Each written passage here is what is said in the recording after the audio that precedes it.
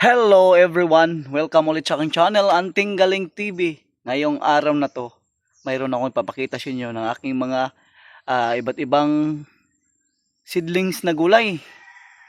Samahan nyo muna ako ngayon. Ito po yung kamatis at saka pipino.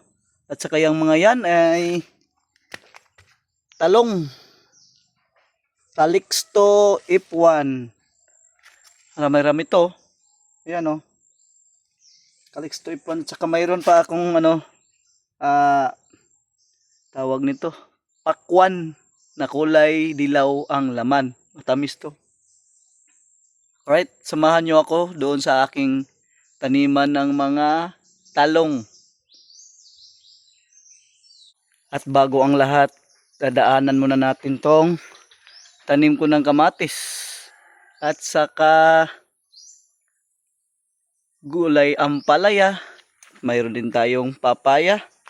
Saka kamatis pa ulit.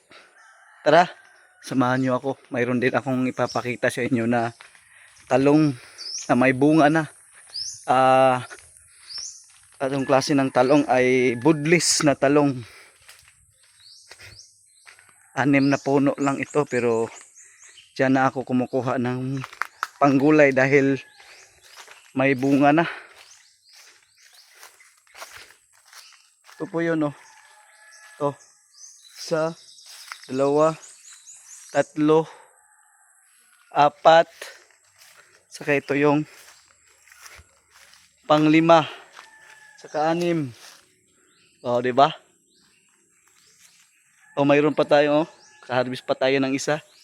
Dahil pwede na to. Saka yung ibang bunga maliit pa. Right? Samahan nyo na ako doon sa area ng taniman ng aking talong. Alright, malapit na tayo. Saan naman tayo? Uy, maraming bunga oh. Tambis po ito, tambis. Ang daming bunga. Ano naman oh. Wow, daming bunga oh. Malapit na, makakain na tayo nito. Daming bunga eh. Parang na ano siya ba? Parang nabali. Na tayo sa area kung saan tayo magtatanim ng maraming talong. Alright. Ito na, dito na.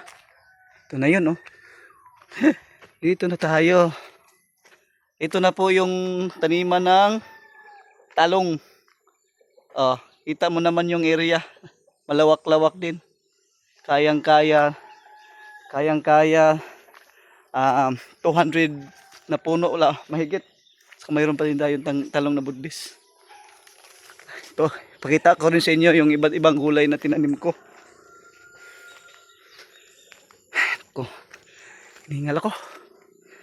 So, sinsa na mga idol, hindi pa ako tapos maglinis. Saka ito pa yung tawag nito, sitaw. Ayan oh. Sitaw po yan na bunga. At saka ito po yung kalabasa.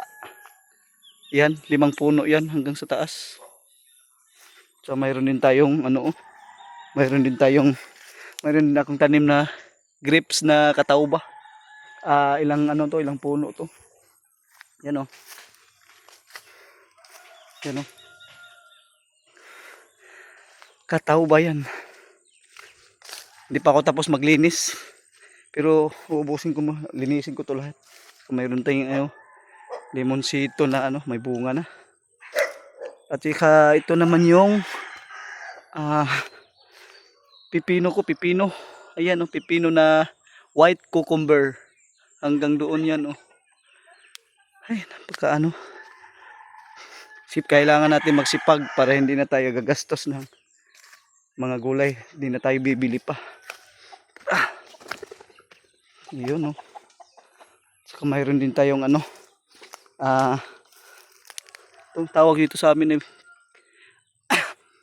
sigarilyas ya, sigarilyas. Saka mayroon din tayong mga tanim na okra. Yan oh. Alright. Oh. Kailangan na natin magsipag ngayon. Hanggang doon yung okra. Oh, di ba? Malawak-lawak rin ang aking taniman ng mga gulay.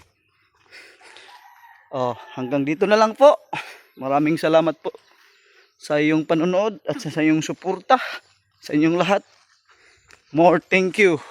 God bless.